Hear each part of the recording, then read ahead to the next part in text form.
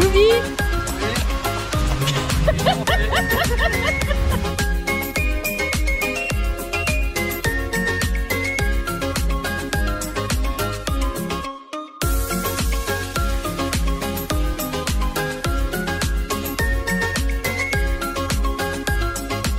Bonjour à tous. Hello. On a oublié de fermer le vlog hier. Mais en fait, oui. on a mangé. Mathieu m'a pris mes frites. Pas toutes. Et puis on a été se coucher très tôt. Enfin très tôt. Il était 10h30, mais j'étais KO. Ouais, toi, tu t'es cassé, hein. Ouais. Et j'ai enfin passé ma meilleure nuit. Il n'y avait pas de bruit. Allez, un peu de karaoké, on entendait en bas, mais sans plus. On n'entendait personne. Il faisait trop bon. Enfin, la meilleure nuit. Bref, là, il est 7h. On va aller prendre le petit déjeuner. On vous montre la vue, du coup, qu'on n'avait pas vue hier, hein, nous non plus. Alors, on a de la chance parce que normalement, hier, il devait y avoir de l'orage du matin au soir dans cette ville. On n'en a pas eu en arrivant. Et il devait y avoir de l'orage. J'ai regardé la météo pendant 10 jours du matin au soir. Il doit y avoir de l'orage. Là, on passe à travers, mais normalement, à 13h, ça arrive. Donc, on va faire très vite parce que, franchement, s'il y a des orages et qu'il pleut à fond, enfin, je sais pas ce qu'on peut faire de visite. Jamais autant que quand il fait bon, quoi. Bah non, parce qu'en plus, c'est en extérieur. Enfin... Ça sert à rien, enfin on aurait la gapu jusque là, on verrait rien, enfin aucun intérêt. Et les musées, bon c'est pas trop notre truc, donc on va en profiter déjà jusqu'à 13h et après on verra. Allez, on vous emmène au petit déjeuner. Au déjeuner. Je vous montre que d'ici le petit déjeuner parce qu'il y a de tout, vraiment de tout, du sucré, du salé, toujours la station pour les noodles, pour les œufs. Après il y a des plats, du riz, des nouilles là-bas. Les petites pâtisseries, et voilà, il est très très grand. Et en fait on pensait que l'hôtel était vide, mais non, il y avait plein de monde ce matin au restaurant. Je sais pas où étaient les gens hier. Allez, nous on va se préparer et c'est parti pour la journée. Bon, on va aller à la citadelle en passant par un pont à pied. Donc je vous parlerai du pont quand on y sera, mais je vais vous parler déjà de Hué ici, avec mes petites notes. Et maintenant mes petites notes qui sont prises en photo sur mon téléphone. Donc Hué, c'est une majestueuse ancienne capitale impériale.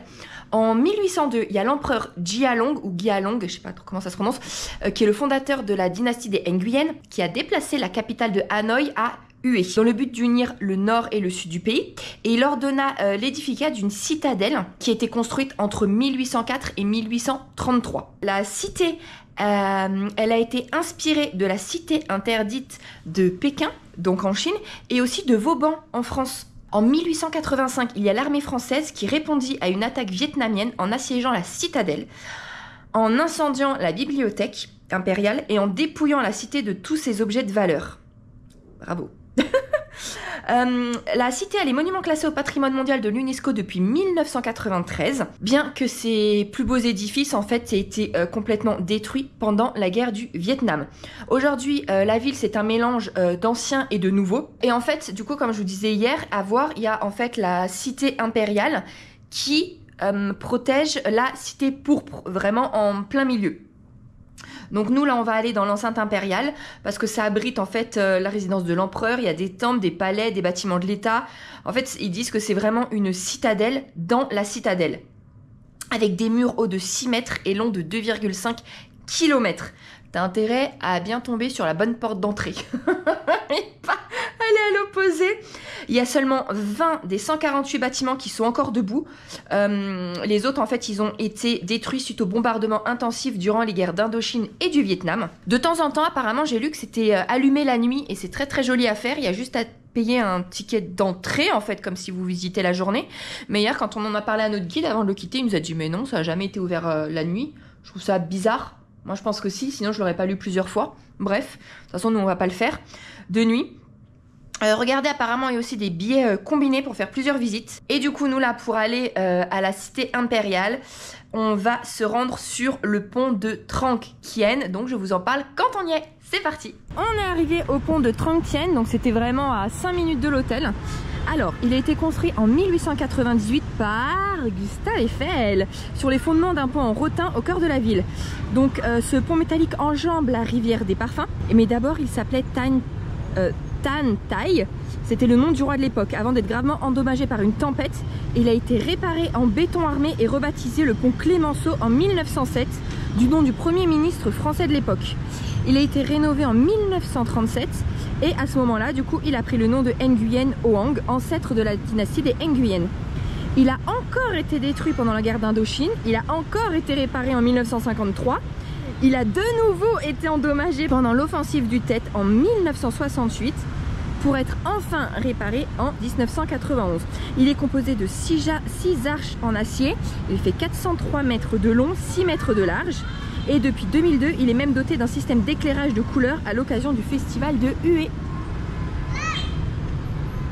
Et là, les petits bateaux comme ça, vous pouvez les emprunter. Normalement, c'est des balades de 3-4 heures, voire 5 heures sur la rivière des 5 parfums. Et ça vous dépose à plusieurs endroits, dont des tombeaux d'empereurs. Voilà, donc nous on va le passer pour passer du côté de la citadelle. Ça c'est censé représenter une fleur de lotus, non? Je crois, oui. Allez, petite photo et on continue. J'espère que vous m'entendrez bien, mais en face vous avez la tour du drapeau. Elle domine le ciel de Hué depuis 1809, quand l'empereur Jialong l'érigea sur une butte en briques de 18 mètres. En hissant à son sommet l'étendard rouge et bleu étoilé de jaune du Front National de Libération, les forces communistes ont remporté le 31 janvier 1968 une victoire symbolique importante lors de l'offensive du Tet. Et donc là en fait on est vraiment aux portes de la citadelle. On va rentrer nous par cette porte et apparemment ici on va voir les 9 canons sacrés. Attendez, je me pousse pour pas gêner tout le monde. Je vais déjà vous en parler, donc c'est un petit peu calme. En fait de part et d'autre des portes Engan et Kanduk, il y a 9 canons fondus à partir d'objets de bronze et en laiton. Ce sont les génies protecteurs de la citadelle. Ils ont été commandés par Jialong en 1803 pour sa nouvelle capitale et ils portent chacun le nom d'une des 4 saisons et d'un des 5 éléments. Donc les 5 éléments ce sont la terre, le métal, le bois, l'eau et le feu. Voici une partie des canons. Donc là on en a 4.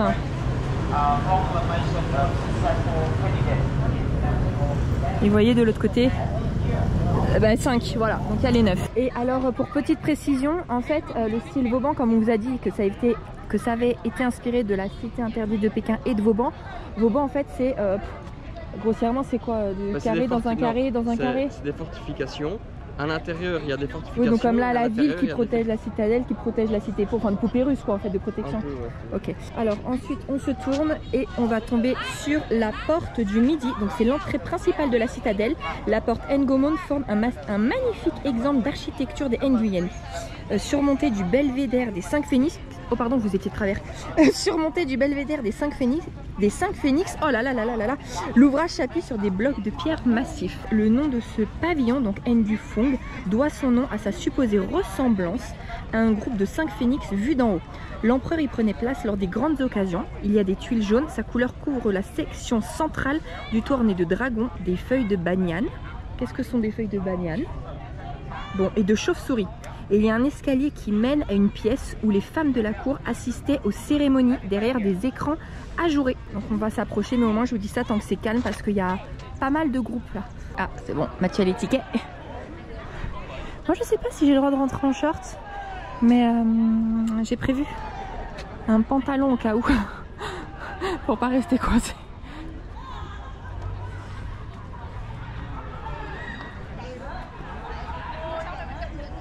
C'est magnifique. Regardez ça. Pour info, la cité date 200 000 par personne. Donc nous, ça représente 8 € par personne.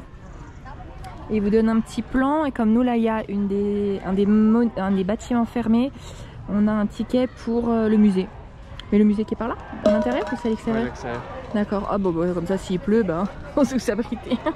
Vous pouvez prendre des guides sur place et il y a aussi des audio guides. Je sais pas si Mathieu a vu les prix. Ah, du guide, j'ai pas vu, non. Et guide? Le guide, c'est 520 000 par personne. 520 000, du coup. Ça fait presque 20,80 €. Par personne? Voilà, 20 € par personne pour le guide. Par groupe ou par personne? Par personne. D'accord. Et si t'as un groupe de plus de 10, c'est un autre prix, mais je sais pas. Bon, du coup, là, on vient de passer les portes d'entrée. Donc comme vous expliquez en fait Vauban, c'est ce principe-là. La ville fortifiée renferme la cité impériale qui elle-même contient la cité pourpre interdite. La cité impériale symbolise la puissance royale dans toute sa splendeur. Oui? T'as vu ce poisson là? On dirait un peu une anguille. Oh non, non. Son corps, regarde. Ouais mais c'est pas comme les autres poissons. Tu vois? Bon, il s'est fait manger la queue. Bon, est-ce que tu nous permets de continuer? Bon, je vous laisse sur les poissons, je continue mes trucs. Toby, c'est quoi qui est fermé? C'est Tai Hoa? C'est le Tai Hoa. Oh non, c'était un splendide palais qui s'appelle l'Harmonie Suprême. Ah, voilà. Ah ouais, et donc en échange, on a le droit au musée. C'est ça. Ah bah c'est super. Non. Musée uniquement vietnamien. Bon bah vous savez que celui-là est condamné. Voilà, bah je vais quand même vous dire ce que c'était. Hein. C'était le palais Tai Hoa, c'est le plus bel édifice de la citadelle qui nous soit parvenu. Bah c'est super. Il a pour origine un pavillon construit par Gia Long en 1805 et a été magnifiquement restauré. Ses 80 colonnes en bois laqué rouge sont ornées de dragons dorés virevoltants. Cela permet aisément d'imaginer le faste des manifestations officielles qui s'y déroulaient, réception d'ambassadeurs ou couronnement. L'empereur, coiffé du chapeau aux 9 dragons, vêtu d'une robe tissée d'or et portant une ceinture de jade, présidait alors depuis son trône posé sur une estrade. Seuls les mandarins au rang les plus élevés avaient le droit de pénétrer dans la salle. Je suis ravie. Le plus bel édifice, on verra pas. Bon. Bah, je vais vous montrer des poissons. Bon, et si on y allait? Oui, bah tu les regarderas quand il pleuvra tout à l'heure. Hein, allez, go.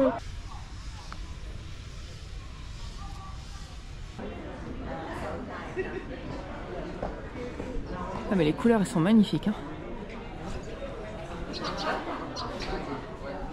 Tellement bien.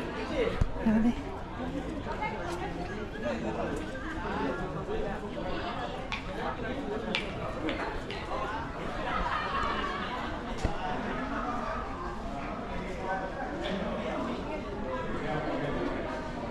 Oh, on peut monter? Ah non.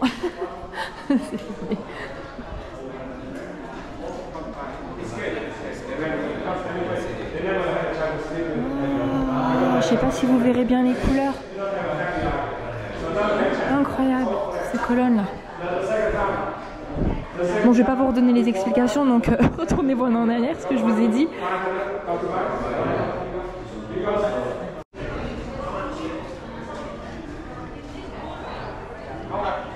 C'est très beau, hein?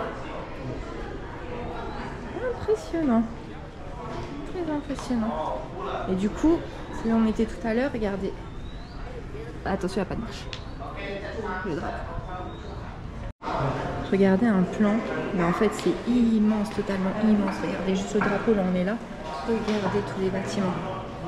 Énorme. Attention, hein, parce qu'il n'y a pas de marche là. Hein.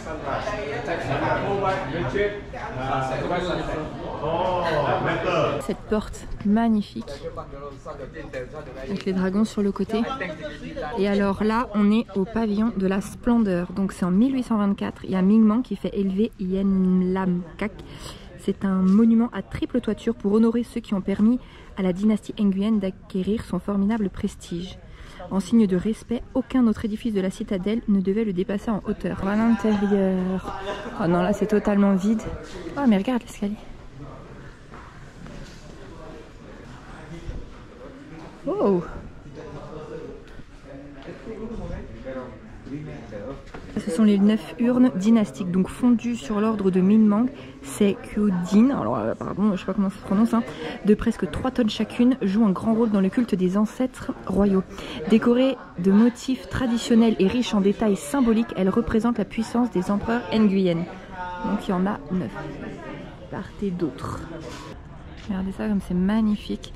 Donc là on est au temple dynastique, donc c'est dans la partie sud-ouest de la cité impériale et dédié au Nguyen. Couvert d'un toit en tuiles vernissées jaunes, il renferme 10 autels dédiés au roi Nguyen. Leur décoration dorée et laquée remplace les piles de lingots d'or déposés jadis en offrande.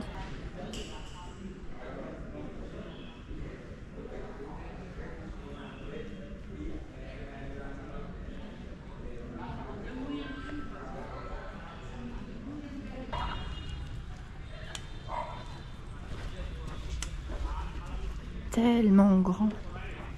Regardez toutes ces portes qu'il y a partout. Donc là, on arrive au temple de la résurrection. Alors, c'est l'empereur Minh Mang qui bâtit le temple Hongmieu en 1821 en hommage à ses grands-parents. Il a été ravagé par un incendie en 1947. Mais il a été restauré depuis. Il est réputé pour son style raffiné et les belles sculptures qui se dressent sur son toit. Et il faut remarquer les grands dragons de pierre en forme de gargouille qui surveillent la vaste cour pavée. On va se mettre de devant.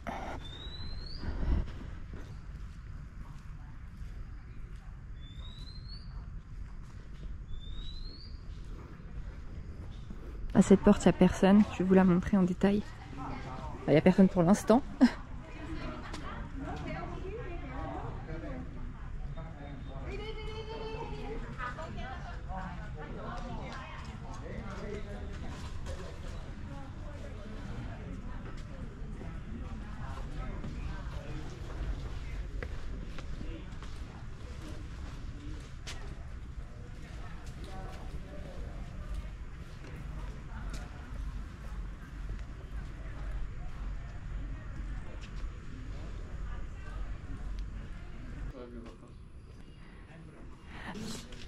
Alors, oh là là, mais dis donc, c'est grand. Nous sommes au palais de Tian-do. Ce palais, il a été édifié en 1803 pendant le règne de l'empereur Jialong et Diento était réservé à la mère du souverain. Il y a le bâtiment qui abrite les meubles raffinés aux délicates incrustations de nacre et il y a des lanternes sculptées qui pendent du plafond qui est décoré d'éventails en plumes. Et bien dis donc, elle était bien mise sa maman.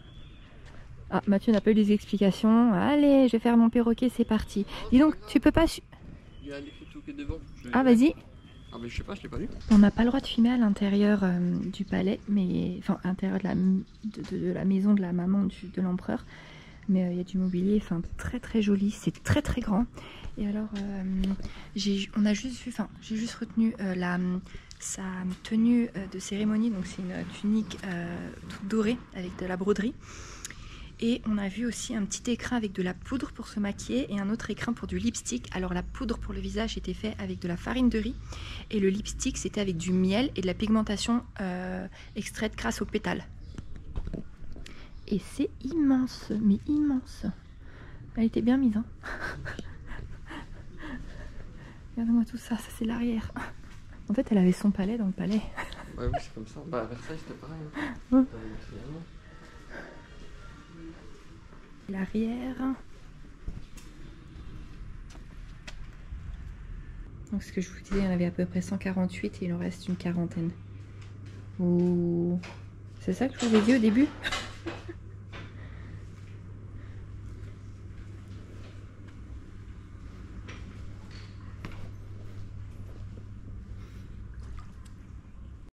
Bon, au sein du palais du coup de la mère de l'empereur, vous pouvez vous restaurer, donc manger et boire, et c'est super joli en tout cas, ça fait un très très joli cadre. On a vu un reportage du coup à l'intérieur là d'une dame en fait qui a travaillé pour la mère de l'empereur. Elle disait en fait du coup elle n'avait pas eu d'enfance comme les autres puisqu'elle a commencé à travailler ici. Elle avait 8 ans. Ils n'avaient aucun temps libre, c'est ça. Ils pouvaient pas passer une seule nuit tranquille parce qu'en fait il fallait s'occuper sans arrêt de la reine et sans arrêt aussi des réceptions. Et il y en avait tout le temps parce que quand c'était pas l'anniversaire de la reine, c'était celui de l'empereur. Enfin, ça apportait beaucoup de monde, beaucoup de préparation. Elle devait s'occuper de tout de la reine, du coup de la peignée, de la coiffer, de la maquiller, enfin absolument tout. Et avant ici apparemment c'était un théâtre et après ça a été là où vivait la reine-mère. C'est ça. Et alors on a compris qu'elle était souvent malade, mais on n'a pas compris la cause. DEMP, enfin DMP, c'était la raison. Et l'empereur a fait venir un médecin français. À cause de l'humidité. Ah d'accord. Donc peut-être qu'avant c'était autre chose. C'est la maison qui était humide et donc elle est partie vivre dans le théâtre, c'est ça? Ah ben voilà.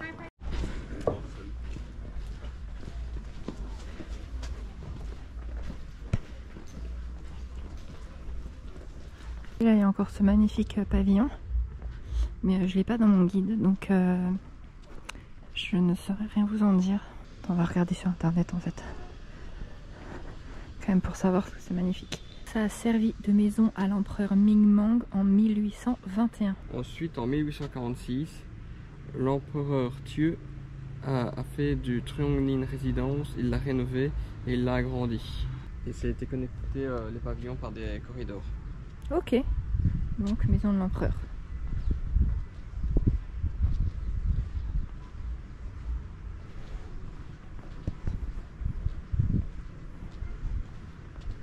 Oh, trop choupinou ce petit pont.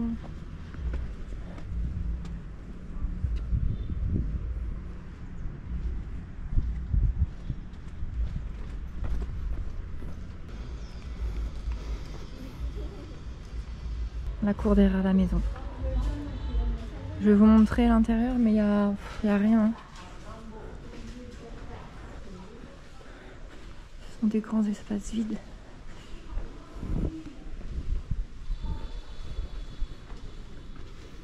Voilà.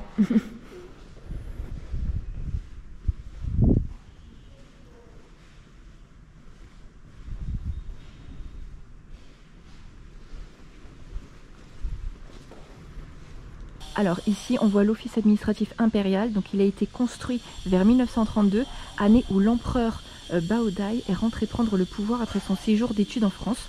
Donc c'était l'office administratif qui fonctionnait comme cabinet impérial du temps de Ming-Mang. Et cet édifice c'est la plus récente construction dans l'enceinte de la cité pourpre interdite. Donc là on vient de pénétrer dans la cité pourpre interdite. Il faut savoir que Baodai était l'empereur qui avait été mis en place par les Français. Bon, ouais, voilà, c'est pas... Mais les extérieurs sont très mignons. Hein. Mais c'est encore ouvert en fait, il manque quelque chose. Je profite d'un petit lieu calme là pour vous parler de la cité pourpre interdite. Donc elle est à l'intérieur d'une enceinte fortifiée. Les quartiers privés de l'empereur occupaient 10 hectares. Il était le seul à pouvoir y pénétrer en dehors de l'impératrice, des concubines de 9 rangs distincts, des servantes et des mandarins eunuques. Tout homme enfreignant cette règle était condamné à mort. La cité a été construite entre 1802 et 1833. Elle comptait plus de 60 bâtiments entourant de nombreuses cours. À la fin de l'offensive du Tet en 1968, il ne restait malheureusement pratiquement plus rien. C'est pas forcément ce qu'il y a en face, hein. C'est juste que j'en profitais pour vous dire ça quand on a pénétré dans l'enceinte. Mais peut-être qu'en fait on y est puisque l'office était dans l'enceinte de la cité pourpre. Donc peut-être qu'en fait ici on y est. Peut-être que tous ces bâtiments font partie de la cité. Donc là, il y a le Vienne Truc Palace, mais il est en restauration aussi totale. En fait, là, les deux monuments qui m'ont l'air les plus énormes, les deux sont fermés. Provisoirement. C'est tout mignon, ça. Ouais.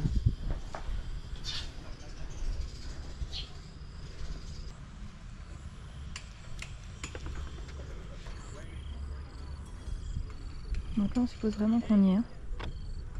Là on se trouve devant la bibliothèque royale qui a été érigée en 1887 par l'empereur Dong Kang sur le site où Ming-Mang avait fait élever un pavillon pour lire en 1821. Donc la bibliothèque royale qui s'appelle Tai Bin Lo se dresse dans le quart nord-est de la cité interdite. Elle fait face à un bassin carré et un jardin de rocailles à l'ouest. De petits ponts enjambent d'autres plans d'eau et relient diverses galeries, créant une atmosphère paisible. Le bâtiment accueillait jadis concerts et représentations théâtrales. Il a été aussi restauré en 1921 sous l'empereur Kai Jin, puis à nouveau en 1990-1991. Donc oui, on est bien là dans la cité. Hein. Tu traverses? Tu fais un petit bain de pied? Tu me dis ce que c'est? Non. Vas-y, go. Go, go, go. C'est ton gage de la journée. Vas-y, ta mission. Cap ou pas cap? Non, t'as pas le choix, c'est cap. T'as 30 secondes pour traverser. Mais non, mais non, mais non. Là, on retrouve les salles des mandarins, donc de part et d'autre. Droite, gauche, entre le palais de l'harmonie, donc celui qui est fermé, et entre la cité interdite, enfin la cité pourpre interdite. Donc qu'est-ce que sont les salles des mandarins? Vous savez ce qui est magique, c'est que je vous le dise pour que, enfin, si ça vous intéresse, vous appreniez des petits trucs. Mais moi, une fois que je vous l'ai dit, j'ai déjà tout oublié. Hein. C'est incroyable. Oui, bah oui. Avec la résonance, c'est super. Donc les salles des mandarins. Les deux pavillons se rassemblaient les mandarins. Dans l'un, il y avait les militaires et dans l'autre, les fonctionnaires civils. Et c'était pour revêtir leur robe cérémonielle destinée à leur fonction impériale. Et en fait, ils l'ont su en juger par les exemples exposés parce qu'il y avait des parures colorées et brodées et des chapeaux rivalisant de somptuosité. C'est la minute rabat-joie de Mathieu, mais je vais vous dire un truc sur ici. C'est que la grande bibliothèque, enfin la grande salle de lecture du roi, ils l'ont transformée en boutique d'antiquité. Je suis passé derrière, il y avait des objets de la salle de bibliothèque. Bon, ouais, mais très peu. Trucs, oui. C'était une grosse Après, de toute façon, s'il n'y a rien, c'était encore une place vide. Ah bah, les salles des mandarins, pareil, ils les ont transformées en boutique. Mais c'est parce qu'il n'y a rien, je pense, dedans, c'est des salles vides. Donc à la limite. Ouais, ok. Bah, je trouve ça dénature le lieu. Ah oui, mais c'est vide. Il n'y a rien. Bon, allons faire la boutique. C'est vrai? Je sais pas, je veux qu'on peut boire. 11h moins le quart, petite pause, glace à l'orange. C'est quoi ça? C'est un Fanta mais de Pepsi. Ok, et de l'eau, et ça 2,60. Vraiment pas exagéré hein, pour un site touristique. Donc voilà, bonne app. Santé. En fait, je vous ai pas précisé là, le monument juste avant, du coup la salle de lecture de l'empereur.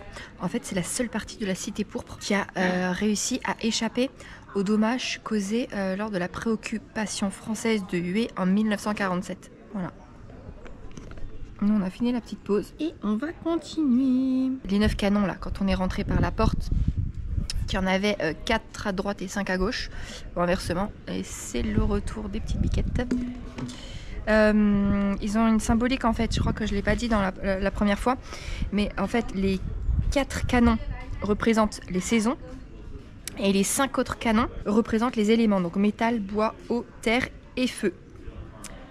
Voilà. Et ils mesurent 5 mètres chacun et pèsent 10 tonnes. Alors là on se trouve devant le théâtre royal qui a été construit en 1825. Il s'appelle Duyet Thi Duong.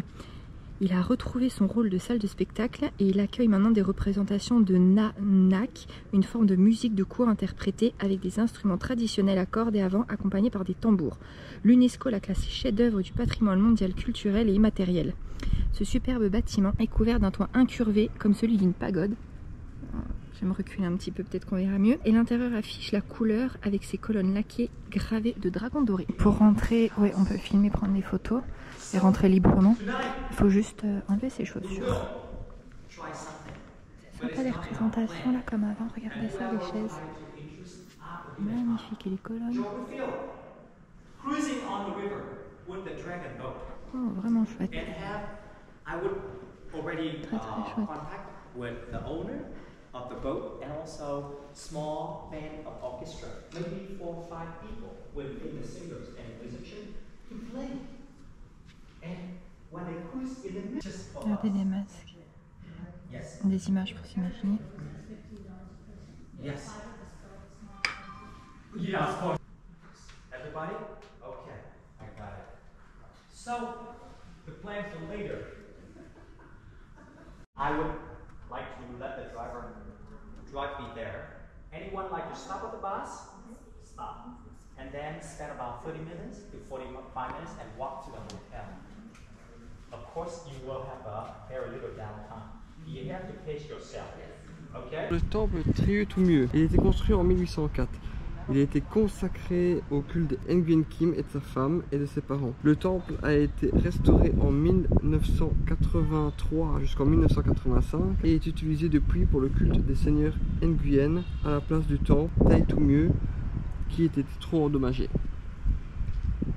Allez, on va voir l'intérieur.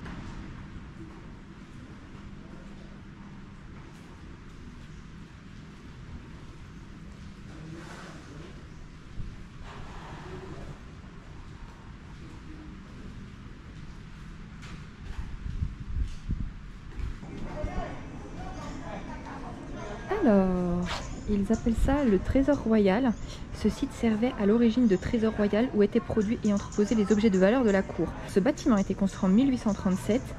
Le bâtiment principal a été remplacé au début du XXe siècle par le bâtiment actuel de style européen qui servit de quartier général à la gare de la cité impériale en 1936. Ce bâtiment est par la suite devenu le Collège des Beaux-Arts en 1957, puis l'École des Arts de Hué en 1996. Et je crois que depuis, c'est plus rien.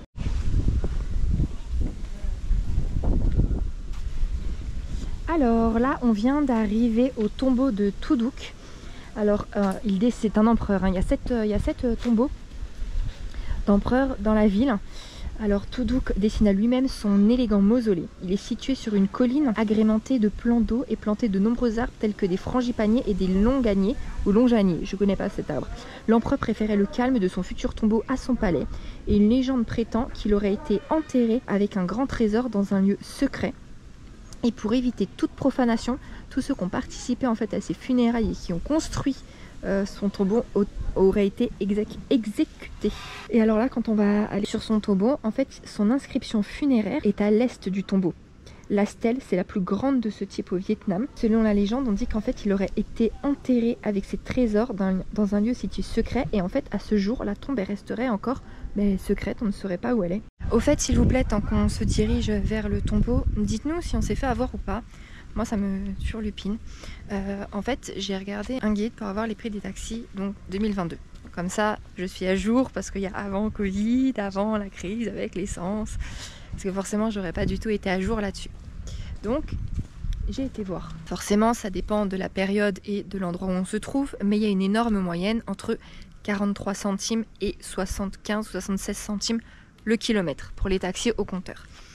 Et donc nous, là, on a demandé un taxi pour aller plus vite quand même, parce que sinon on mettait 2 heures de marche quand même, donc là, faut pas abuser, pour faire du coup de la cité impériale au tombeau de Tuduk, puis après on va voir le tombeau de Kaimin, comme ça, et après on retourne à l'hôtel. Donc apparemment, on nous a dit qu'il y en aurait pour 3 ou 4 heures en fonction du temps qu'on attend, et qu'il y en aurait pour 40 km. Bon, j'ai été voir, non, il y en a pour 22 km.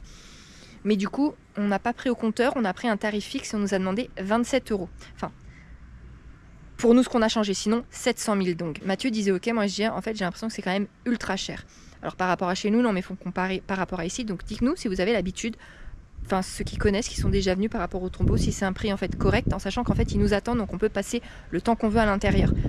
Je sais pas, moi j'aurais demandé bien moins, mais je sais pas, franchement déjà, je sais faut pas. savoir une chose, c'est que chez nous, tu payes l'essence en moyenne 2 € le litre. Attends. Je l'ai dit en préambule, faut comparer, c'est comparable. On peut pas forcément par rapport à chez nous, c'est donné. Mais c'est ce que je vais te dire. Ah chez oui, nous, mais tu le payes 2 € ah le oui, litre. Ici, tu d'accord. le payes 1,30 €. D'accord. Ok. Un peu moins, non? 1,30 € ici, c'est. Ok. Voilà, tu fais le comparatif. D'accord. Donc c'est moins Pas grave. 30%, on Oui. va dire, plus ou moins. Oui, mais... Donc ça fait que tu fais 28 €. mais c'est un drone. Ah ouais. Bah oui. Donc tu fais 28 € plus 30%. Bah ça te fait aller, on va dire 35 €. Est-ce que à 35 € tu aurais un taxi chez nous qui te reste pendant 3 heures? On s'en fiche de chez nous. Tu peux pas comparer, Choubi. Bon, C'est pas comparable. En tout cas, mais en fait, non, je cherche pas. C'est pas des économies de journal. Je me dis, ici, un guide est payé 600 000 par jour pour une journée entière. Là, du coup, 700 000 pour 3 heures. Enfin, ça, je sais pas. Franchement, je sais pas. Le temple, on va voir. On aurait peut-être dû prendre un audio guide, remarqué ici. Ah, c'est écrit en français. Alors le temple Shikiem, ce temple est pour le culte des concubines de l'empereur Tuduk et de celles des empereurs précédents.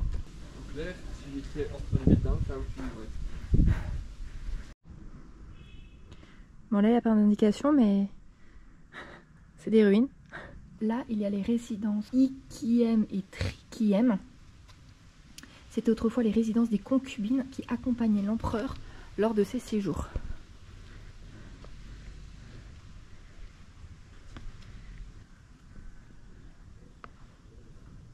En fait, quand on dit les tombeaux impériaux, non, ça là c'est carrément les lieux de résidence là.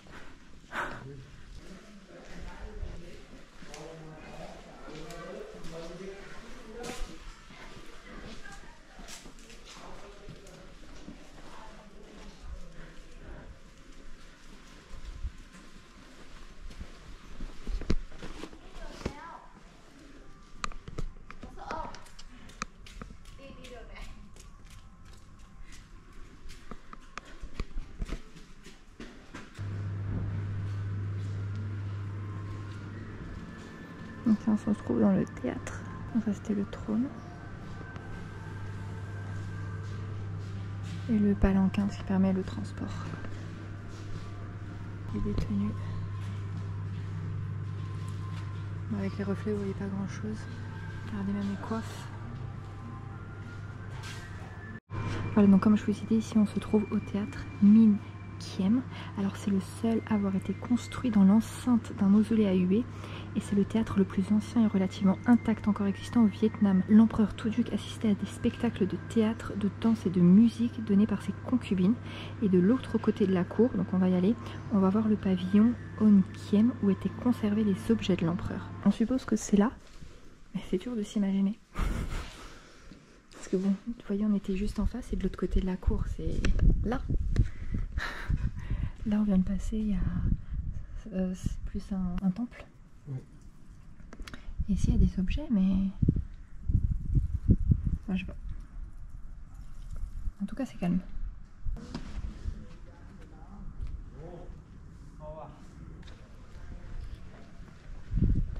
En fait c'est immense et alors avec Mathieu on comprend pas en fait si c'est un mausolée, si c'est un temple, c'est là où il habitait, on a l'impression que c'est un schmilblick de tout.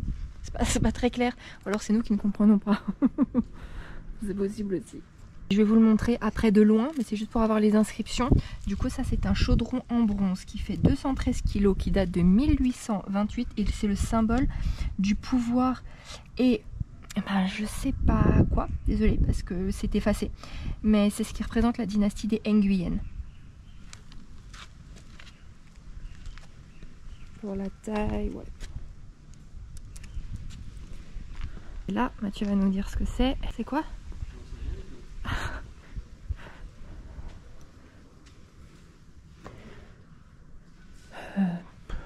Écoutez, on sait pas.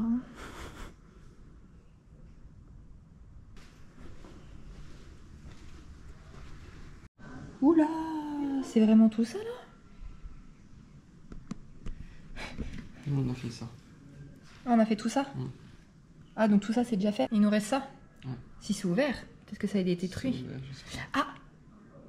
Regarde, regarde, ça c'est une tombe. Ça c'est une tombe. Et ça c'est une tombe. Ok. On a 3 tombes à voir. 1, 2, 3. Et hier, vous auriez vu à la piscine, c'est Isaac qui tombe. Je suis pas tombée, c'est vrai que je ne l'ai pas raconté. En fait, je suis arrivée, mais tout est de marbre au sol. Et effectivement, il y a des écriteaux où ça dit attention, le sol est glissant. Mais tu vois jamais cet écriteau, sauf quand tu as déjà la tronche par terre. Je fais quoi? J'arrive pour m'installer sur un des transats. Et les chaussons, tout d'un coup, imbibés d'eau, c'était trempé. Mon pied, il a fait comme ça. Donc bon, forcément, il est parti comme si j'allais tomber. Le souci, c'est que j'étais trop proche du transat. Donc là, vous voyez pas, je pense. Mais j'ai une bosse. C'est une bosse que j'ai là. Et je me suis éclatée cette partie sur les parties du bois du transat. J'ai une de ces douleurs. Je pensais que j'étais ouverte. Donc j'ai vraiment de la chance. J'ai cru que j'aurais très très mal. Quand je marche, j'ai absolument pas mal. Mais si on appuie, c'est ultra douloureux. Mais je vous jure, j'ai une bosse. Mais c'est ce qu'on disait avec Matt, ils ont beau mettre des écriteaux, c'est tellement dangereux. Je serais vraiment tombée en arrière. Derrière moi, il y avait des marches en marbre. Je me mets la nuque sur le carrelage, enfin en marbre ou dans un angle. Mais KO quoi.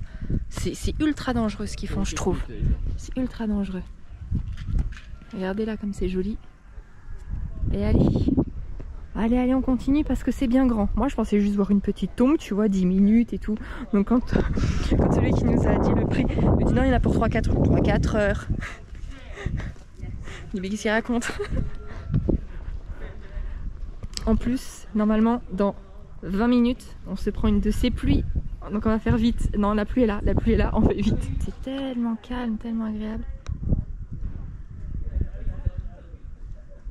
Donc là, c'est pour accéder à son tombeau. Il y a plusieurs portes. Il y a également ici, attends, et ici des obélisques.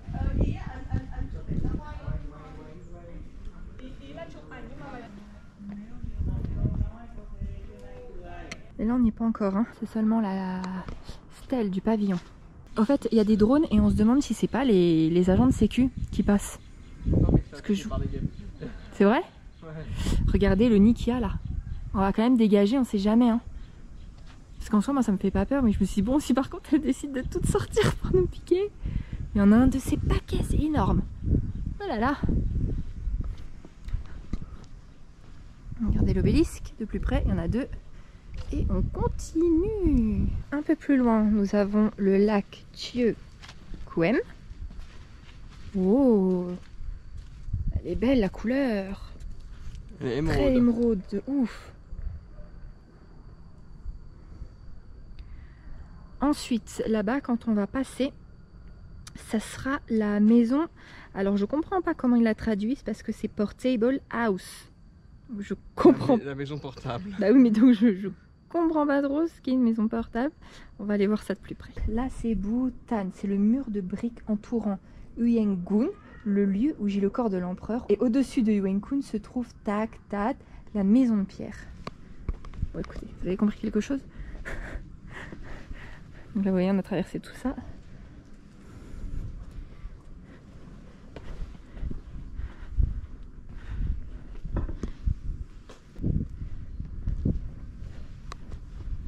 On va passer. Ah, d'accord, donc le mot que je vous viens de dire, je pense que c'est ça en fait, juste l'enceinte là, le contournant. Oui, je crois. Il faut passer tout ça, le mur, le screen. Voilà, on y est. Mais alors, puisqu'on a dit qu'il avait été enterré avec des trésors et que tous ceux qui avaient participé à la construction avaient été tués, enfin exécutés, pour ne pas qu'on sache et qu'apparemment son emplacement reste encore secret à huer. Il n'y a personne là. Je sais pas, j'ai pas bien compris. Bien enceinte là encore avec les dragons. Et elle nous montre des cigales.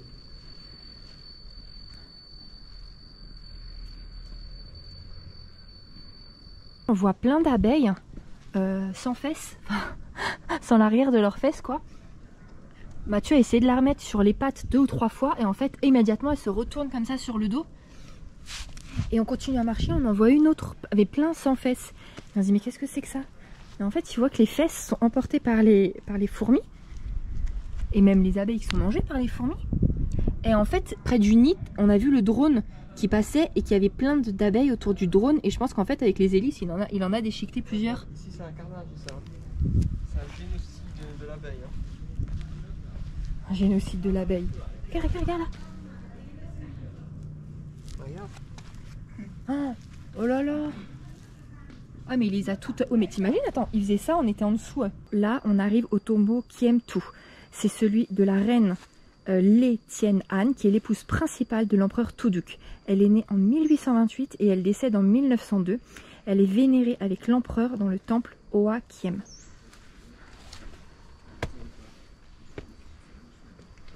Ce tombeau a aussi 2 obélisques à l'entrée. Et le 3e après qu'on doit aller voir par contre n'en a pas. Bon, c'est fait de la même manière. Hein.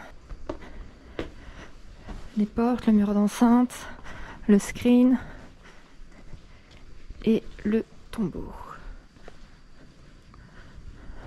Ouais, c'est vraiment pareil. Il est aussi imposant, hein, non? Ouais. Regardez, j'aime beaucoup la vue arrière. Donc par là où on rentre en fait. On voit vraiment les 2 colonnes, le screen, la porte. C'est très joli.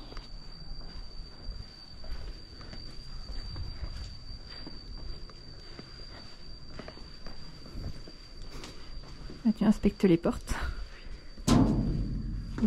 Bon alors là il n'y a pas d'écriteau, il n'y a pas d'obélisque. Donc on suppose, bien dit on suppose, à confirmer, que c'est le tombeau du fils adoptif de Tuduk. Quoi?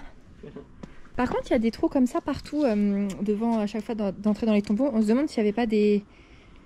Bah, je sais pas en fait. Des statues ou des pylônes ou quelque chose, tu vois. C'est pas pour rien je pense. Quoi? On est où ici? Au temple du fils adoptif. Oui mais... Tuduk. Oui et ça tu m'as dit que c'était quoi? Bah c'était sûrement pour mettre des pylônes ou des statues. Et donc là c'est quoi? Ok, tu vas pas faire ce sale jeu de mots. C'est vraiment toi ma parole. Mon Dieu, aucun respect.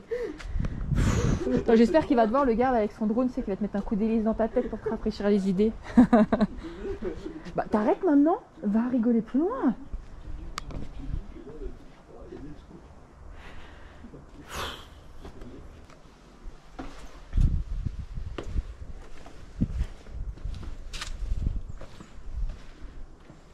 Ouais, c'est plus petit, je pense que c'est vraiment pour le fils.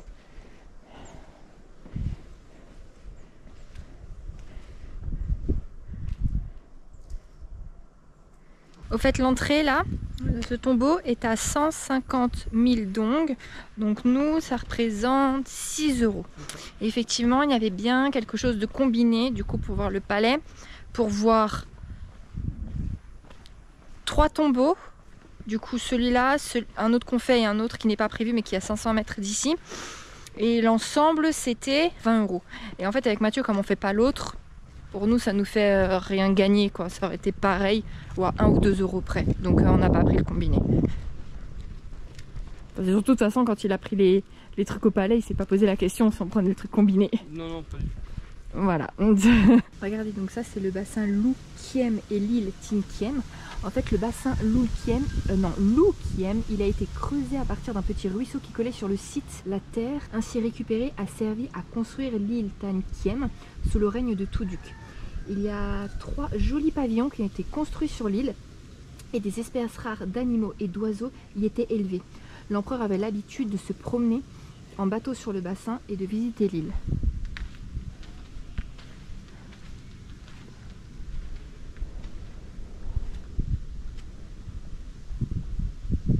Et on a fini pour ce site.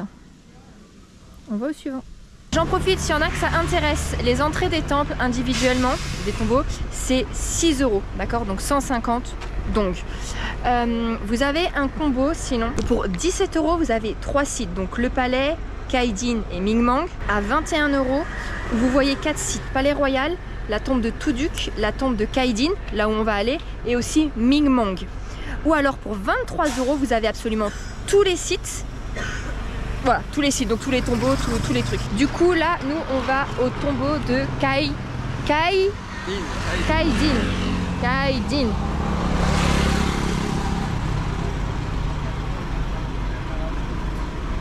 Oh. Allez, on se retrouve là-haut. Voilà, c'est plus rapide comme ça.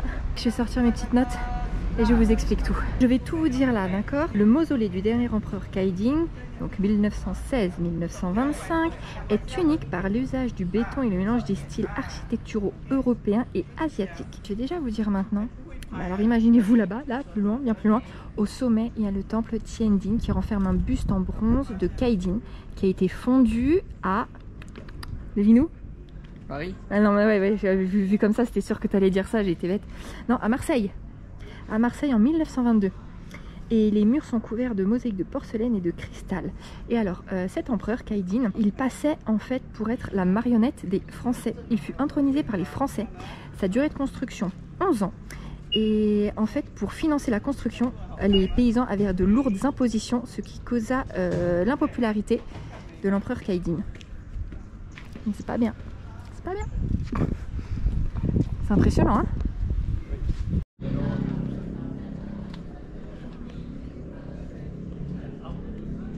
Donc on retrouve un peu comme dans l'autre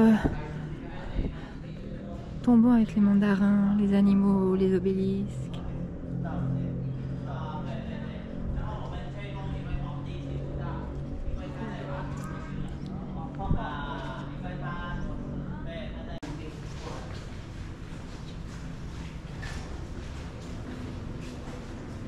On a comme des ressorts là pour faire les moustaches des dragons.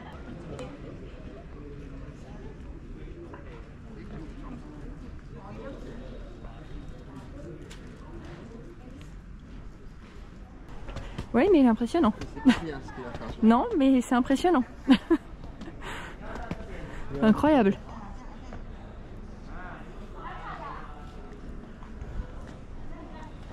Regardez ça.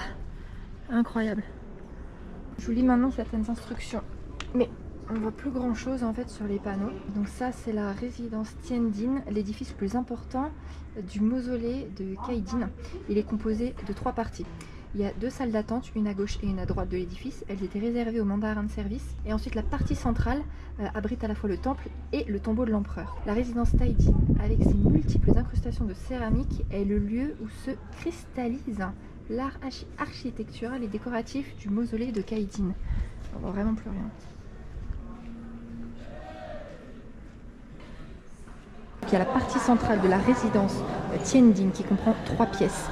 Le palais Kaitan, la crypte impériale et la salle où est installé l'hôtel. Tandis que le revêtement mural des salles latérales est fait de faux marbre, celui de la partie centrale est décoré de bas-reliefs incrustés de morceaux de céramique et de verre composés de motifs souples et vivants. Ces bas-reliefs sont uniques au Vietnam. On va voir ça. La salle ici et la salle là-bas, ce sont du faux marbre. Et ici, tous les bas-reliefs, c'est de la céramique, c'est ça?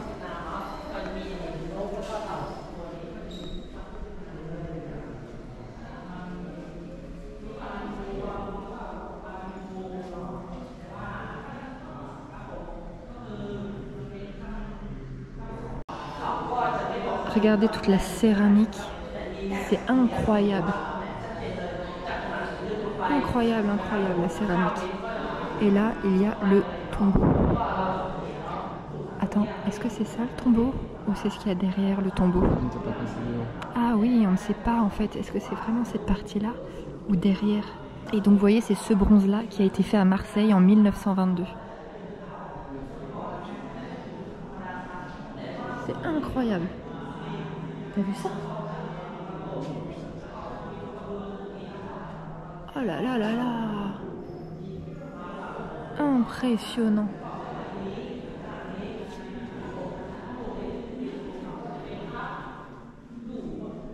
Impressionnant. Horloge du XXe siècle offerte par le gouverneur d'Indochine Jean-Baptiste Paul Bou à l'empereur Khaïdine pour son 40e anniversaire en 1924. Ça, c'est une porcelaine qui a été offerte par le président Jules Grévy à l'empereur Duncan en 1885. Là, on se trouve à 5 minutes de notre hôtel. On est dans le quartier de Downtown. Enfin, Dixit Mathieu, Dixit ce qu'il a compris du réceptionniste de l'hôtel. Il m'a entouré un truc, il m'a fait Downtown. Bon. Alors apparemment c'est un petit quartier de 3-4 rues où il y a énormément de restaurants. Donc on va se trouver un petit truc pour manger. Je vois pas trop de restaurants par là. D'ailleurs c'est très mignon quand même ça. Même en haut là, regardez les filles là-haut au Clover Coffee. Bref. Eh ben allez, qu'est-ce qu'on va manger? On part là? On part plutôt dans l'autre? On va où? Ah ouais. Allez, go. Bon voilà le super quartier de maths. Alors, tout est fermé. Mais bon, en fait, on a demandé, c'est vrai, on a demandé hier soir, il était 21 h au réceptionniste, mais c'était pour aujourd'hui, mais il savait pas. Donc c'est peut-être, tout ça, c'est peut-être ouvert que le soir, en fait. Donc on va peut-être venir manger là ce soir. Bah là, on va se trouver un petit boui-boui, hein. C'est vrai? Tu vois quoi? Ah. Eh ben on se le prend là, enfin moi je vais peut-être m'en prendre un là alors. Regardez, ça c'est un hôtel, ils installent les décos de Noël. Du coup c'est les premières de l'année qu'on voit au Vietnam. Bah dès qu'on va rentrer chez nous ça va être pareil hein. Ouais il va y en avoir plein. Bon du coup j'avoue je sais pas où manger parce que je voudrais tester le banh mi. Le banh mi c'est le fameux sandwich vietnamien mais qui s'est inspiré du coup quand il y a eu tous les Français ici, bah forcément par rapport au pain. Parce que c'est vraiment dans une baguette, enfin, dans un pain quoi. Et d'habitude, partout où on allait, on voyait plein de petites tables pour se poser, des toutes petites, vous savez comme nous chez nous, des petites tables d'enfants avec des chaises d'enfants, partout. Et là devant il n'y a rien pour se poser, donc ça veut dire que... À Hanoï. Ouais bon Hanoï, mais donc là ça veut dire que... Non ici aussi j'ai déjà vu hein. Regarde là-bas la terrasse. Donc là ça veut dire que soit je dois le prendre et le manger à l'hôtel, soit le manger en rue. Mais je ne vois personne manger en rue, donc je sais pas trop quoi faire. Et c'est vrai que là les trucs sont pas encore ultra ouvert ou alors c'est vraiment des restos donc on va voir. Bon du coup je me suis arrêtée pour un banh mi, il commence à pleuvoir donc en fait on va vite rentrer le manger en chambre ou sous une tonnelle si vraiment il pleut trop. On lui a demandé le plus populaire parce qu'on sait pas trop quoi choisir en viande ou autre donc c'est un pain, là ils mettent de la mayonnaise et puis on va voir hein, ce qu'elle nous met et on va goûter tout ça. Apparemment c'est très bon. On va vous dire le prix une fois qu'on est rentré à la chambre. Donc regarde bien combien c'est, comme ça on leur dit. Et ah bah non, faut que tu te prennes quelque chose toi en route. On va voir. Moi je vais au Kmart. Tu vas te prendre là-bas? Ça se trouve là t'aurais aimé, t'aurais... Ouais mais non. Pourquoi? Bah dis. Ça me tente pas. Pourquoi? Par rapport à quoi? Bah je sais pas, l'hygiène. Oh regarde. Voilà, Isa elle a pris Allez, son regardez. banh mi à 80 centimes. Oui c'est 80 centimes. Enfin du coup attends parce que quand vous viendrez, nous là c'était 20 000. Du coup elle m'a mis mayonnaise, elle m'a mis une sorte de viande, là du porc, des oignons secs, des feuilles. Et du coup elle met juste comme ça pour emballer. Donc je vais pas attendre d'être à l'hôtel. Je vais goûter maintenant en fait.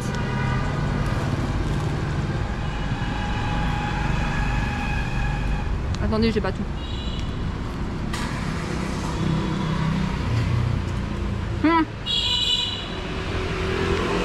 C'est pas bon. Si. Ah.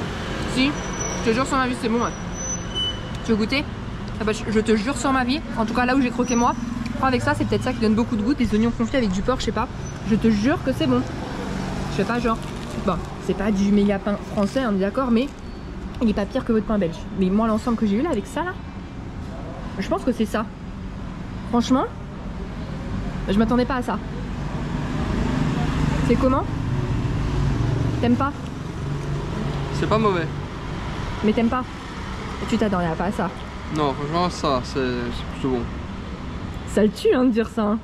Ça le tue. Vous avez vu sa tête? Non, ça va, c'est plutôt bon. Pour qu'il dise ça, c'est que c'est bon. T'en veux? T'en veux un, mais 2 secondes. Bah vas-y. En fait, j'ai peur de ce que c'est. Tout le monde en mange. Si je suis malade, ce sera de ta faute. On sera malade à 2. Tu en veux un? Bah voilà, ça y est. Le vrai petit Vietnamien. Avec son banh mi assis sur les marches pour manger son petit casse-croûte. Alors? Franchement, ça va. Il veut pas dire hein, que c'est bon. Si t'en as pris un, doute bien que c'est juste pas... Mathieu, c'est pas le genre à se forcer. Hein. Même quand il lui reste un petit pois dans l'assiette, il va laisser le petit pois, vous voyez. Donc là, si vraiment c'était pas bon, jamais de la vie, il aurait pris.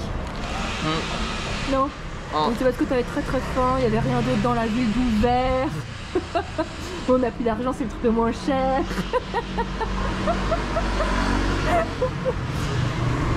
Ouais, bah oui. Voilà. Et donc nous après on rentre à l'hôtel parce qu'on va se prendre une de ces sauces, je sens. Bonne app. Alors on s'est posé juste en face de notre hôtel dans un petit café. Alors on s'est pris 2 cafés froids et un thé froid. Ce qui fait très chaud, ça va faire du bien. Alors je vous dis déjà les prix. Les cafés froids sont à 1,48 et le thé froid est à 1,68. Et alors qu'est-ce qu'on a pris comme thé, comme café pardon. Alors celui du milieu là, il s'appelle le Olic. Et c'est en fait un café tout simple, un robusta avec du lait. Celui-là, c'est aussi un robusta, du sel et de la mousse de lait. Et alors le thé, c'est un sunset. Donc c'est du thé au long, de l'hibiscus, de la pêche, des perles blanches et du sucre. Allez, goûtons tout ça. Tchin, tchin, tchin, tchin, tchin, tchin. On s'est arrêté dans une petite épicerie. Alors, on pensait que c'était genre un style de Family Mart. Alors effectivement, c'est un K-Mark, mais K, c'est pour... Korean Mart. Voilà, on savait pas. Donc en fait, on s'est arrêté dans une épicerie coréenne. En plus, je vois du kimchi. Je me dis, oh là là, trop bon le kimchi. Chez nous, c'est vraiment cher. En tout cas, proche de chez nous, dans une épicerie asiatique, c'est très très cher. C'est 8 € une petite conserve de kimchi. Et là, un énorme sachet, c'était 2 €. Bon, je vais pas en prendre parce que je vais pas le manger comme ça. Surtout qu'ici, ça se trouve, il est beaucoup plus épicé. Mais bon. Donc Mathieu s'est pris des coca qui sont à 48 centimes. Sprite, pareil. Bah, les 3 boissons là, 48 centimes. Cette boisson, c'est du melon pétillant à 1 €. Voilà, je voulais voir si c'était comme au Japon, parce que j'aimais beaucoup le melon soda du Japon. Ah bon, c'est ça, du melon soda? Bah oui, mais est-ce que c'est le même? Je ne sais pas. Ok. Ensuite, il s'est pris des bonbons Haribo, un tout classique. Ça, c'était à 1,16 €. 1,16 €. Et moi, du coup, de la marque Lotte, c'est un peu comme des Pocky, hein, c'est d'une autre marque de Pocky. Et alors, ouais. c'est... Alors, eux, ils mettent nude cream cheese. Bon, pour nous, c'est du camembert. Et ça, c'est 1,36 €. Voilà. Et ben, on va goûter tout ça. Enfin, on va goûter tout ça. C'est ce que ça a goûté. Et ça, pour vérifier si c'est pareil. Sinon, le reste... On connaît. Tu as senti une différence de... Il est moins pétillant, leur coca. Toi, tu dois kiffer ta race, alors. Enfin, le coca... Le vietnamien, en tout cas. Le coca, c'est pas trop, mais un petit peu moins pétillant. Parce que là, pareil, du coup, ils vont dire que c'est... Enfin, ils l'ont pas fait venir de Corée, quand même. Non. Eh, ça se trouve, il est encore différent, hein. Ça, non, je crois pas. Ça, c'est pas du coréen, c'est du... Eh ben non, ça c'est du vietnamien. Ouais. Mais par contre, j'ai remarqué le Miranda. Alors, je ne bois pas de Miranda en Belgique, donc, ou Coucou. en France, donc ceux qui le connaissent. Mais ici, il est limite plat, en fait. Il est presque pas pétillant. Mais toi, Miranda. t'adores. Moi, j'aime beaucoup. Ah ouais. Oui, parce que lui, alors pour ceux qui savent pas encore, hein, lui, c'est du genre, en fait, à prendre du coca. Soit il me finit mes fonds de bouteille. Bon, après, j'en bois qu'une fois tous les 2 mois. Soit, quand il se verse le coca, il monte. Vous savez, comme du thé arabe. Pour comme ça mousse. Et il n'y a plus de gaz. Oui, parce qu'il adore boire le coca sans gaz. Il ne comprend pas le principe du coca, le type, je crois. C'est le goût du coca. Oui, bah, c'est que tu peux prendre de l'eau, du sucre, hein, ou du caramel. Ça sera pareil. Non, mais c'est pour ça aussi que j'aime bien le coca à Disney World. Parce qu'avec tous les... Enfin, comme c'est avec beaucoup d'eau et des glaçons, ben, ça élimine tout le pétillant. Regardez où on était le... Bah, c'était pas là où on était? On donne pas de ce côté? Non, on donne pas de ce côté. Ah bon? Ouais. Mais si. Mais non. Bah, il est où le café? Je sais pas. Ah ok. Bon, on a passé l'après-midi dans la chambre, il est 19h30, enfin l'après-midi, fin d'après-midi. De toute façon, après, il s'est mis à pleuvoir, mais à pleuvoir de ouf. On va ouvrir la petite enveloppe. J'ai juste déjà décacheté, mais on n'a pas encore ouvert. Moi, mes pronostics, c'est que... on sait déjà que c'est de nuit.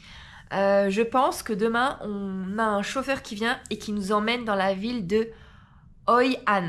Parce que c'est à 1h30 ou 2h, voire 3h de route d'ici. Donc, je vois ça. Hoi An, qui est la frère d'Hanoï. Bon. On ouvre. Prêt? Alors, déjà, donc, le vin... Oh, il y a un souci.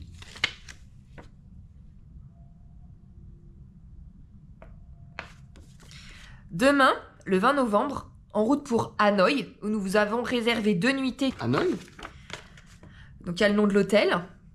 À 8h30, départ pour Hoi An, via Da Nang, appelé Touran par les Français lors de la colonie française. Donc, en en-tête, en route pour Hanoï, mais après, route pour Hoi An. On va où? Non mais il y a un moment, en fait, faut vraiment que ça cesse, ces conneries. Faut vraiment que ça cesse.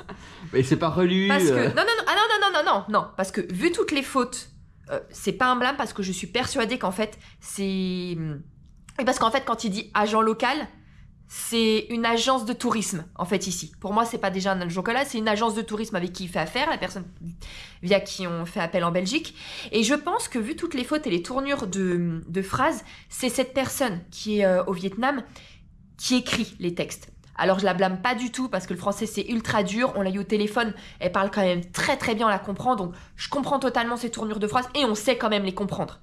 Jusque, pour l'entreprise belge qui réceptionne ces trucs, ne même pas lire, ne même pas reformuler et ne même pas voir toutes les erreurs, ça c'est une honte. Mais c'est une honte. En fait, je suis désolée de dire ça. Il n'en branle pas une. En fait, il a pris la thune et il n'en branle pas une. En fait, il ne sert à rien à part avoir mis des autocollants sur ses étiquettes pour se faire sa pub et pour dire c'est moi. Mais quand après tu lis, tu dis mais mon gars, mais enfin tu sers à quoi? Tu sers à quoi? À rien. Je suis désolée. Bah, il a fait c'est peut-être quand même. C'est peut-être trash ce que je dis, mais il ne sert à rien. Non mais clairement, on est d'accord, il a juste fermé des enveloppes. Il n'a pas relu, il n'a pas collé. Il sait même pas notre programme. Et donc après, il va dire, enfin, il va se dédouaner sans arrêt sur non mais c'est l'agent, c'est l'agent. Mais on s'en fout en fait de l'agent. C'est toi qui as pris notre thune, c'est à toi qu'on fait affaire, c'est pas avec l'agent. D'accord? Donc, il ne sait même pas notre programme. Quand on s'est pointé à l'aéroport, s'il vous plaît, il ne savait même plus, mais je crois qu'on vous l'avait dit, il ne savait même plus si nous on était au courant de notre destination. Parce qu'il y en a qui demandent quand même la destination parce qu'ils ont peur. Il ne savait plus si on était au courant. Et il y a apparemment, il travaille avec 2 agents, hein, mais donc agence de voyage. Comprendre agent local, en fait c'est agent de voyage. Pour moi, je vois ça différemment déjà. Pour moi, c'est pas pareil, mais bon, c'est juste pour faire mieux, tu vois. Genre, il a des contacts. Apparemment, il y en a 2. Il ne savait plus si on avait la fille ou l'homme. T'arrives quand même avec les gens à l'aéroport pour leur présenter le voyage. T'es même pas foutu d'ouvrir le dossier juste même une seconde avant. Tu vois, juste une seconde pour faire genre, pour savoir avec qui on doit être en contact. Bon, j'avoue, moi je le défendais un peu au début. Et en fait, j'ai aucun argument. Bah là, je lis, s'il te plaît. Je lis le truc, direction Hanoï. Et après, Hoi An.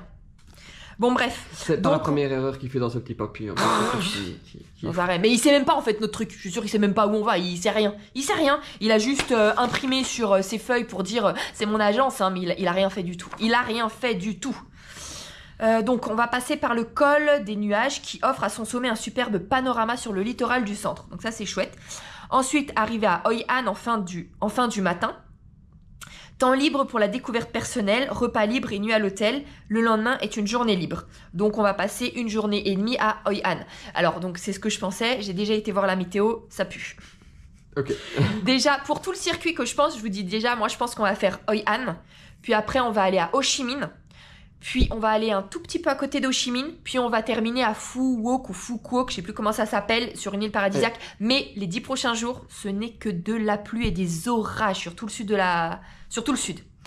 Je vous jure qu'elle a pas regardé, elle a pas ouvert les enveloppes. Ah, je vous jure que non. Je vous jure que là, quand on les ouvre... son programme qu'elle vient de citer, c'est celui-là, mais c'est sûr, elle est forte. Mais c'est sûr, enfin, tu sens le... Il n'y a aucune impro, tu vois, c'est des trucs tout faits à touristes. Ça ne sort pas des sentiers battus, c'est ça que je veux dire. Après, c'est peut-être là aussi où moi, effectivement, j'aurais été pour organiser mon premier voyage. Je dis pas. Mais ça ne sort pas des sentiers battus. C'est des circuits que tout le monde fait. Il n'y a rien qui change. Ce que tu me dis là, c'est que on aurait été dans une agence de voyage lambda. On nous aurait répondu ça. Ok. On nous aurait répondu ça avec les mêmes hôtels, avec les mêmes activités, avec exactement les mêmes trucs. Effectivement.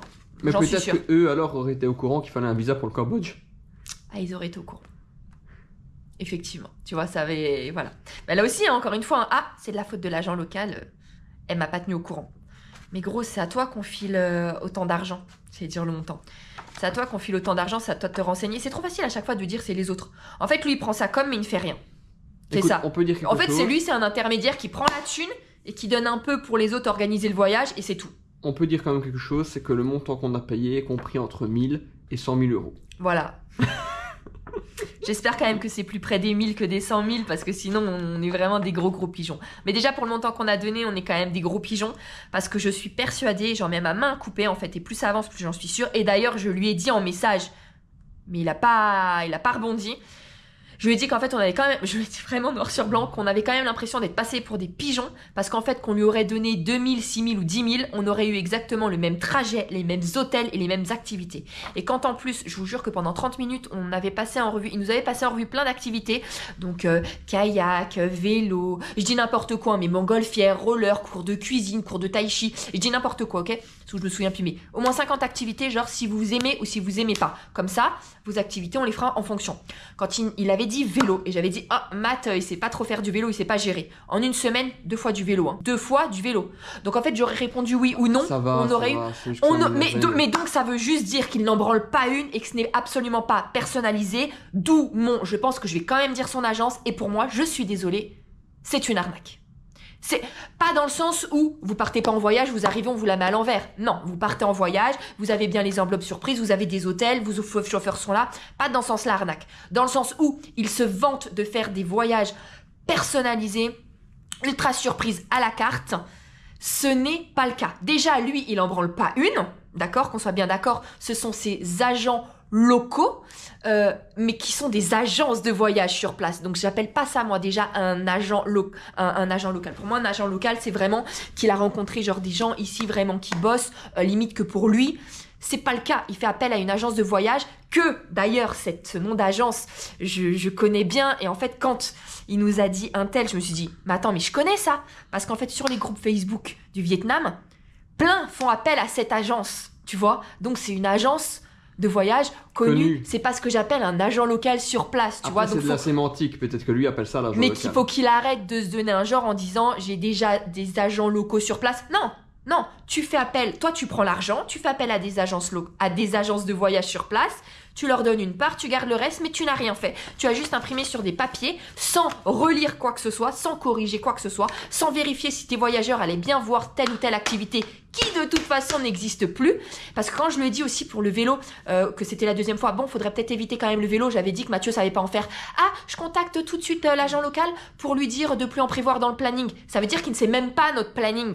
Il ne sait même pas ce qu'on fait. Donc moi c'est juste un charlatan en fait. Enfin c'est même pas un charlatan parce qu'on fait vraiment les trucs. C'est juste un branquignol qui veut se faire passer pour un grand voyageur qui a voyagé partout dans le monde, qui connaît très bien les voyages, mais qui est nul, c'est un amateur. Voilà, ce ne sont pas des professionnels, ce sont des amateurs qui ne s'occupent de rien. Voilà. C'est tout. Et donc moi ça commence de plus en plus à m'énerver parce qu'à chaque fois que je lis il y a des erreurs. Genre il pouvait pas relire. La première phrase c'est on va à Hanoï. D'où ma tête de décomposé. J'ai dit quoi, on retourne à Hanoï? Bah ça aurait été surprise. Mais je mens pas, hein, Choubi. En route pour Hanoï, je mens pas. Alors, en route pour Hanoï. En plus j'avais fait la blague Hanoï Hoi Han. Non mais donc voilà. Donc moi j'en veux pas. Et encore là la fiche je trouve ça limite parce que si c'est vraiment elle, mais c'est peut-être pas elle hein. Et enfin bref, voilà. Bah après c'est peut-être juste un coach de voyage. Ouais, peut-être, je sais pas, mais c'est très amateur, très amateur, mais très amateur, parce que même nous qui sommes pas pros, jamais je laisserais des trucs comme ça. Si une agence de voyage m'envoyait ça, je réécrirais le texte et je me renseignerais quand même un minimum pour voir si mes voyageurs, parce que mes voyageurs quand même ont donné une certaine somme, c'est à moi qu'ils font confiance, c'est à moi de vérifier plutôt que recracher la faute de non mais c'est l'agence de voyage là-bas, c'est pas moi j'y suis pour rien, mais c'est toi qui as pris les thunes gros, c'est pas l'agent de voyage. Nous, on t'a donné notre argent, donc c'est toi le responsable. C'est trop facile de se dédouaner sur les autres. C'est très facile. Et encore une fois, ça fait très amateur, du coup, tu vois, de se dédouaner et de rien assumer. Tu mettras en début de vidéo un hashtag coup de gueule. Ouais, il m'a quand même répondu, mais je comprends pas, je suis très décontenancée par ces messages parce qu'il y a 4 personnes avant vous qui ont fait un voyage au Vietnam. Tout s'est très bien passé, on comprend pas. Mais bon, peut-être que eux savent pas voyager. Peut-être que eux, quand ils lisent un programme plein de fautes, ça ne les gêne pas. Peut-être que eux n'ont pas eu des guides qui les ont léchés 2 fois à midi plutôt que de les lâcher à 17h. Peut-être que eux, dès qu'ils sont arrivés, le premier guide leur a pas annoncé tout le programme des 3 jours alors que c'est censé être voyage surprise. Peut-être que eux ne sont pas passés sur un pont en béton plutôt qu'un pont suspendu qui n'existe plus depuis 3 ans, vous voyez. Peut-être que ça les gêne pas ces gens-là. Moi, ça me gêne énormément. C'est des amateurs. Et moi, ça m'énerve ça, de faire appel à des amateurs. Enfin, voilà. Donc, une fois pas deux. Donc, en fait, du coup, on ne se gênera pas tout à la fin du voyage. On ne se gênera pas, en fait, pour donner le nom de l'agence. Au début, je voulais pas. Et en fait, vous pouvez être que déçus logiquement. Je comprends pas en fait tous ces bons avis qu'ils ont. Je pense que c'est peut-être des gens qui ne voyagent jamais, d'accord, qui n'ont pas l'habitude des voyages et donc ils sont très contents parce que ça peut les rassurer. Effectivement, c'est un côté très rassureur. Rassurant. C'est un côté très rassurant que dès que vous arrivez dans un pays, vous êtes pris en charge, il y a un chauffeur qui vous attend, ils sont toujours là, vous les attendez pas, ils ont la pancarte avec votre nom, vous avez des guides, ça peut être très rassurant, ça c'est vrai. Mais si vous y connaissez un peu, passez votre chemin, demandez même à vos amis de vous organiser un truc voyage, ça pourra pas être pire. Demandez à je vous Isa. assure. Ouais, demandez-moi, je vous le fais, y a pas de problème, demandez-moi. Je vous assure qu'il y aura pas de Attention à faute. ça, tu viens de dire ça, maintenant tu vas ressort demande. Non mais c'est bon, faut pas abuser. Mais je ferai pas ça. Je vous jure que mon truc serait 10 fois mieux fait. 10 fois mieux fait. Ça, Après, je vous jure. Je reviens sur le message. Je fais pas la pub, hein, on n'organise pas des voyages, nous. Mais je suis pas en train de dire à venir, je vous fais des voyages. Ça fait 12 minutes au coup de gueule, mais je vais juste revenir un petit peu sur son message où il dit que 4 autres couples ont fait le voyage et que ça s'est pas passé. Moi, ça me fait dire, 4 autres couples ont fait le même voyage alors. Parce que sinon, mes copines, elles m'ont dit pareil. Hein. Sinon, tu ne balances pas ça. Mes copines, elles m'ont dit pareil. Ah, ben du coup, c'est quand même révélateur, la preuve que c'est les mêmes circuits. Voilà. Totalement. C'est pour ça que je lui ai dit, il a pas relevé, tu vois. 2000 ou 10 000 euros, ou 15 000 ou 1000. On aurait exactement eu les mêmes hôtels, les mêmes chambres, les mêmes excursions, les mêmes activités. Et quand en plus on vous dit activité, vous savez, quand on faisait le vélo, c'est des activités gratuites. Hein. Les vélos, ils sont donnés par l'hôtel. Et la deuxième fois où on a fait du vélo, où il s'est cassé la figure, j'ai vu que notre guide, il les prenait comme ça, il les reposait. Et donc à la fin, je lui ai demandé, je dis, mais les vélos, on les paye pas. Elle dit, non, c'est à disposition, ils sont gratuits. Bon, on t'organise des activités gratos, avec l'argent que t'as payé pour ces activités. Aujourd'hui, activité piscine à l'hôtel. Non mais vous voyez, c'est juste ça en fait. Bah demain d'ailleurs en fait, de toute façon ils disent qu'il y avait plein d'activités, ça a été 1 demi-heure son questionnaire. Qu'est-ce qu'on a fait comme activité? On a fait un tour de radeau, qui aurait dit non, ok. Le reste c'était du vélo, on avait dit non, on a eu le droit déjà à 2 fois du vélo. Et là de toute façon demain c'est juste un taxi, parce que y a rien. Et après demain c'est journée libre, y a rien. Qu'est-ce qu'on a payé comme activité? Ah, les temples d'Angkor, c'était compris dans le prix. Oui. Le radeau, les vélos, mais c'était gratos les vélos. En dehors après des chauffeurs et des guides. Hein. Qu'est-ce qu'on a eu comme activité? Que la balade à pied, le rafting. Ouais, le rafting on l'attend encore. Hein. Sinon, qu'est-ce qu'on a eu? Si, on a fait 2 fois du radeau en fait. La veille et le lendemain. Ok, on a fait 2 fois mais du à part radeau. ça. Payant, hein. Ouais, bah les temples d'Angkor et voilà. Et après c'est les chauffeurs et les guides. Ouais, et les temples à Ninh Bin qu'on a visité avec Tang. Que tu es même monté en haut de la montagne. Ah oui, exact. Donc vous voyez, donc bon. Bon, en tout cas, c'est pas ça qui a non, coûté le plus cher. Non, mais il faut pas faire une liste d'1 heure aux gens d'activité pour après leur prendre 3 trucs, quoi. Et de toute façon, pour faire genre que c'est personnalisé, ça se trouve, en fait, quand je leur réponds oui, non, ils cochaient même pas. Parce qu'ils savaient déjà, de toute façon, avant même qu'on réponde, l'itinéraire, il était déjà fait. Tu vois? Donc, bref. Non, c'est de l'amateurisme et quand même un peu d'arnaque parce que tu sais d'avance, tu fais genre que c'est personnalisé et chose qui ne l'est pas du tout. Donc tu le sais d'avance, donc si, en fait, c'est une sorte un peu d'arnaque. C'est juste pour appâter les gens. Et voilà. On appellera cette vidéo faut vraiment pas être difficile pour apprécier, en fait, ce qu'ils proposent parce que quand on te fait une liste, que tu fais même pas les activités. Non, mais quand tu fais même pas les activités, que les trucs n'existent même plus, s'il te plaît, comme je l'ai dit, hein, enfin, c'est quand même pas à nous en fait de tenir à jour ce qu'il y a à voir ou ce qu'il n'a pas à voir. Bah attendez, c'est du délire. Ça faisait 2-3 ans qu'apparemment le pont n'existait plus. 3 ans. Et donc les autres, ça les dérangeait pas de voir un pont en béton. Ou alors ils osent pas le dire les gens. Enfin, je comprends pas. Je comprends pas. Attention. Les trucs n'existent même plus, mais ça gêne personne. Je vais me mettre à la place des gens qui peut-être ne voyagent jamais. Bah, on t'annonce un pont suspendu et le pont n'existe plus depuis 3 ans, ça te gêne pas, tu le dis pas. Si ça te gêne, mais tu dis ah ok dommage. Et tu le dis pas. Il y a beaucoup de gens qui sont comme ça et je peux le comprendre. Oh bah non, moi je comprends pas. Moi tu m'annonces un truc, bah tu me le donnes. Oui, mais surtout toi, au prix où on a payé, tu fais mais merde en fait. Enfin, toi c'est Isa Matanguer. C'est quoi le délire? C'est quoi le délire? Comme les hôtels, on les regarde, ils sont très très beaux, hein, très très beaux.